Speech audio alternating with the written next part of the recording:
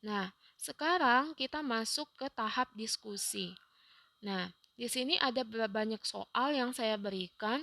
Jadi, adik-adik mahasiswa bisa memberikan jawabannya dalam bentuk mengirimkan foto hasil jawaban ke grup selama waktu pembelajaran kita, selama sesi kita. Sesi kita dari setengah 8 hingga jam 10. Jadi, dalam rentang waktu tersebut, adik-adik bisa kirimkan jawabannya dan akan saya nilai. Saya akan berikan poin yang mengirimkan jawaban, yang bertanya, pokoknya yang aktif berdiskusi.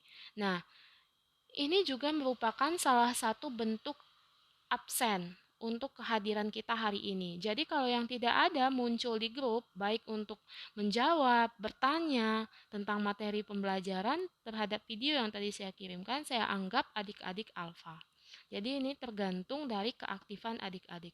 Jadi yang saya anggap hadir untuk perkuliahan hari ini hanya yang aktif berdiskusi, hanya yang aktif bertanya dan memberikan jawaban di grup. Nah, di sini kan ada banyak pertanyaan. Dan adik-adik bisa jawab soal yang mana saja.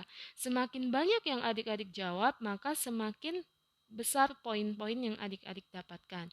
Jawaban adik-adik silahkan difoto dan dikirimkan ke dalam grup WA kita. Kita diskusinya di dalam grup WA, bukan pribadi ke saya. Dan hanya berlangsung sampai jam 10. Di luar dari jam itu saya tidak terima lagi dan saya anggap adik-adik alfa. Nah, saya akan jelaskan bagaimana cara menjawab soalnya di sini. Di sini kan ada banyak soal. Yang pertama, ini soal yang gambar benda digantung ini, A dan B. Sorry, kecil untuk A dan B. Nah, itu pertanyaannya itu ada 3. Yang pertama, gaya apa aja yang bekerja pada benda. Jadi adik-adik gambarkan gaya-gaya apa saja yang bekerja pada benda A, B ini. Dan begitu juga dengan papannya, tempatnya. Nah, terus yang B, gambarkan. Oh, yang A itu hanya menyebutkan gaya apa saja yang bekerja pada benda. Sebutkan gaya apa aja yang bekerja pada benda. Misalnya pada benda A bekerja gaya berat, bekerja gaya ini, gaya ini, gaya ini. Gaya B bekerja gaya ini gitu. Nah, yang B baru digambarkan. Jadi gaya yang tadi adik-adik sebutkan, gambarkan.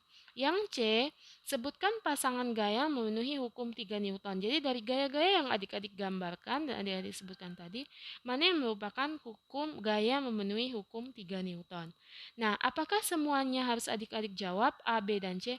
Tidak. Adik-adik boleh jawab misalnya A saja dulu, atau C duluan, atau hanya B gitu.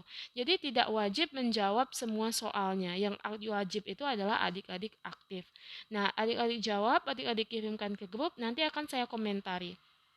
Kalau misalnya jawabannya masih belum benar, nah yang lain bisa menjawab juga dan bisa memperbaiki. Jadi kalau misalnya masih belum benar, itu akan terus dilanjutkan sampai nanti jawabannya benar. Nah, untuk yang menjawab, baik yang jawabannya benar atau yang salah itu sama-sama akan saya berikan poin. Tapi tentu yang jawabannya benar poinnya lebih tinggi. Nah, jadi silahkan nanti adik-adik kirimkan jawaban terbaik adik-adik dan aktif berdiskusi. Jadi semuanya akan saya hitung sebagai poin. Nah, soal kedua, ini untuk kotak yang berwarna ungu. Ada F1 dan F2. Jika F1 dan sama besarnya dengan F2, maka gaya F1 dan F2 adalah pasangan gaya aksi reaksi. Nah, ini adik-adik ditanya, pernyataan ini benar atau salah? Jika benar, berikan alasannya. Jika salah, berikan alasannya. Nah, pertanyaan yang soal yang nomor 3, ini di sini ada gaya, saya bantu terjemahkan di sini. Gaya kaki orang berjalan. Ini gaya kaki kita saat berjalan menyentuh lantai. Nah, ini kan ada gaya normal, normal force. Ini adalah gaya normal yang merah arahnya ke atas ini tuh adalah gaya normal. Nih. Ini gaya normal, normal force. Terus di sini, nah, ini ada yang biru ke kiri, ada yang merah ke kanan. Nah, ini maksudnya adalah yang biru ke kiri itu kan bahasa Inggrisnya di sana disebutkan yang biru ke kiri ini, nih. Nah, falls on road by you. Nah, ini tuh maksudnya adalah gaya yang dikerjakan oleh kaki kita terhadap jalan. Sedangkan yang merah ini kan ditulis di sini, force of the road on you. Jadi gaya yang dikerjakan oleh jalan terhadap kaki kita. Jadi yang ke kiri biru itu yang dikerjakan oleh kaki terhadap jalan. Yang merah ke kanan itu adalah yang dikerjakan oleh jalan terhadap kaki. Nah, terus di sini ada juga yang miring nih. Nih, miring merah. Miring merah ini apa? Miring merah ini adalah resultan antara gaya normal yang ini, yang merah, dengan gaya yang dikerjakan oleh jalan terhadap kaki kita, yang merah juga. Ini resultannya.